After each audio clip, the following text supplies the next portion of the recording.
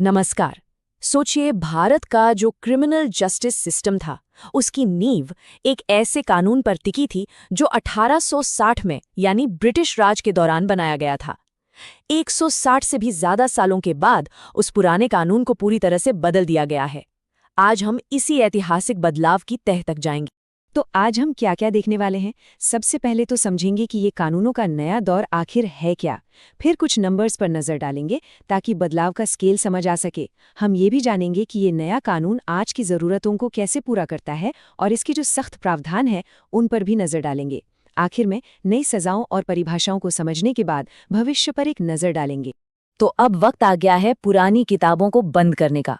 Indian penal code यानी IPC 1860 अब सिर्फ इतिहास का हिस्सा है और इसकी जगह ली है भारतीय न्याय संहिता या बीएनएस 2023 ने। और ये सिर्फ कुछ पन्ने बदलने जैसा नहीं है, ये तो पूरी किताब को नए सिरे से लिखने जैसा है। और ये बदलाव हुआ कितनी तेजी से, जरा इस पर गौर कीजिए। अगस्त 2023 में संसद में पेश होने से लेकर जुलाई 2024 में लागू होने तक, मतलब 1 साल से भी कम समय में इतना बड़ा कानूनी बदलाव कर दिया गया। ये वाकई में बहुत तेज है। तो ये जो बदलाव है इसका स्केल कितना बड़ा है, मतलब कितना कुछ बदला है, इसे समझने का सबसे अच्छा तरीका है आंकड़ों पर नजर डालना। ये नंबर्स अपने आप में एक पूरी कहानी बताते हैं। नए बीएनएस कोड में है कुल 358 सेक्शंस। यही वो ढांचा है जिसके अंदर भारत के सभी अपराधों और उनकी सजाओं को नए सिरे से डिफाइन किया गया है। और इन 358 सेक्शंस में 21 बिल्कुल नए अपराध जोड़े गए हैं। सोचिए, 21 ऐसी गतिविधियां जिन्हें पहले कानूनन अपराध नहीं माना जाता था, अब वो हैं। और सजाओं को लेकर भी रवैया काफी सख्त हुआ है। 41 मौजूदा अपराध ऐसे हैं जिनकी जेल की सजा को और बढ़ा दिया गया है। ये अपराधियों के लिए एक साफ और कड़ा संदेश है। और सिर्फ जेल ही नहीं, 82 अलग-अलग अपराधों में जुर्माना भी बढ़ाया गया है। तो जब इन सबको एक साथ देखते हैं ना, तो साफ हो जाता है कि ये कोई छोटा-मोटा फेरबदल नहीं है। ये तो कानून की दुनिया में एक बहुत बड़ा बदलाव है।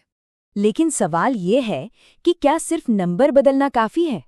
कानून को तो समय के साथ चलना पड़ता है ना? तो चलिए देखते हैं कि बीएनएस 2023 आज की दुनिया, मतलब 21वीं सदी की सच्चाइयों से निपटने के लिए कितना तैयार है। ये एक ऐसा बदलाव है जो हम सब की जिंदगी से जुड़ा है। हम सब आज डिजिटल दुनिया में जीते हैं। हमारे ईमेल्स, व्हाट्सएप चैट, फोन में रखी फाइलें।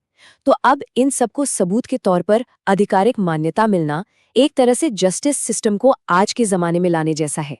कानून में पहली बार जेंडर की परिभाषा को और ज्यादा समावेशी बनाया गया है। अब इसमें सिर्फ पुरुष और महिला नहीं, बल्कि ट्रांसजेंडर को भी साफ साफ शामिल किया गया है। ये समाज में हो रहे एक बड़े और पॉजिटिव बदलाव को कानूनी मान्यता देने जैसा है। और ये देखिए, एक बिल्कुल नया और जरूरी अपराध, शादी का झूठा वादा करके यौन संबंध बनाना, अब इसे एक स्पेसिफिक क्राइम माना गया है और इसके लिए 10 साल तक की सजा हो सकती है। ये उन लोगों को कानूनी सुरक्षा देता है जिनका भरोसा तोड़ा जाता है। तो हमने देखा कि कानून मॉडर्न हुआ है, लेकिन क्या ये सख्त भी हुआ है? अब जरा उन प्रोविजंस पर नजर डालते हैं जो दिखाते हैं कि गंभीर अपराधों को लेकर नया कानून कितना कड़ा रवैया अपनाता है। अब देखिए, इस कोड में पहली बार ऑर्गेनाइज्ड क्राइम, छोटे मोटे ऑर्गेनाइज्ड क्राइम और टेररिस्ट एक्ट्स, इन सब के लिए बिल्कुल साफ परिभाषाएं और सजाएं दी गई हैं। इसका मतलब ये है कि अब पुलिस और अदालतों के पास इन गंभीर खतरों से निपटने के लिए पहले से ज्यादा मजबूत कानूनी हथियार हैं। ये प्रोविजन सीधे सीधे मॉब लिंचिंग जैसी भयानक घटनाओं से निपटने के लिए है। जब 5 या उससे ज्यादा लोगों की भीड़ मिलकर किसी की हत्या कर देती है, तो अब उसके लिए सजा है आजीवन कारावास या फिर मौत की सजा। हिट एंड रन के मामलों में भी एक बड़ा बदलाव है। अगर किसी की लापरवाही से, जैसे गाड़ी से टक्कर मारकर भाग जाने से किसी की जान चली जाती है, तो सजा बहुत ज्यादा बढ़ा दी गई है। अब इसके लिए 10 साल तक की जेल हो सकती है। तो सजाएं सख्त हुई हैं, पर इसके अलावा और क्या नया है? चलिए कुछ और दिलचस्प बदलाव देखते हैं जिनसे पता चलता है कि कानून का दायरा कितना बढ़ गया है। बीएनएस में अब 6 तरह की सजाएं हैं और यहाँ एक बहुत ही इंटरेस्टिंग चीज है। पहली बार कम्युनिटी सर्विस को एक सजा के विकल्प के तौर पर जोड़ा गया है। ये छोटे मोटे अपराधों के लिए एक बिल्कुल नया और सुधारात्मक नजरिया है। सड़क पर चलते हुए किसी का फोन छीन लिया या पर्स झपट लिया, जिसे हम स्नैचिंग कहते हैं, अब वो एक अलग स्पेसिफिक अपराध है। इसे चोरी या डकैती से अलग रखा गया है और इसकी अपनी सजा है जो 3 साल तक हो सकती है। तो हमने इस नए कानून के कुछ सबसे बड़े बदलाव देख लिए, पर अब सबसे बड़ा सवाल उठता है कि इन सब का असर में मतलब क्या है? भारत के क्रिमिनल जस्टिस सिस्टम के लिए आगे का रास्ता कैसा होने वाला है? तो अगर पूरी बात को संक्षेप में समझें तो ये कानून 3 बड़े काम कर रहा है।